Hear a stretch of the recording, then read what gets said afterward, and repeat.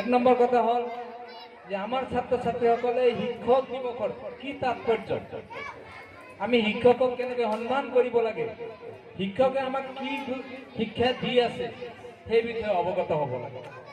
আমাৰ শিক্ষকসকল এটা জ্বলন্ত মমবাতিৰ নিচিনা, তেওঁ নিজে জ্বলি আমাৰ ছাত্ৰ ছাত্ৰীসকলক কি কৰি আছে, পোহৰ বিলাই আছে। গতিকে ডক্টৰ সৰ্বপল্লী ৰাধাকৃষ্ণন ডাঙৰীয়া এজন সুদক্ষ শিক্ষক আছিল, তেওঁ এজন ৰাজনীতিজ্ঞ আছিল। তেওঁ শিক্ষক হিচাপে বহুত এটা বিশ্ববিদ্যালয়ত কাম কৰিছিল প্ৰফেসৰ হিচাপে।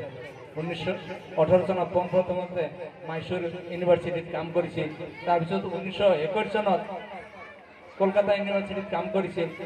তেওঁ এজন কি আছিল, দাৰ্শনিক আছিল। তেওঁ বহুতো কিতাপ লিখিছিল।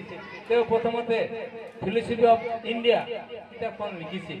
গতিকে তেওঁৰ গুণ গাই তেওঁৰ কথা কৈ আমি শেষ কৰিব নোৱাৰিম। গতিকে আজিৰ এই শিক্ষক দিৱস উপলক্ষে ইয়াৰ লগত সংগতি ৰাখি আমি শিক্ষক বন্ধুসকলক তথা ছাত্ৰ ছাত্ৰীসকলক ক'ব বিচাৰিছোঁ, আমাৰ ছাত্ৰ ছাত্ৰীসকল তোমালোকে কি কৰিবা, শিক্ষকৰ কথা মতে চলিবা। শিক্ষকৰ যি অনুশাসন দিয়ে সেই অনুশাসন মতে চলিবা।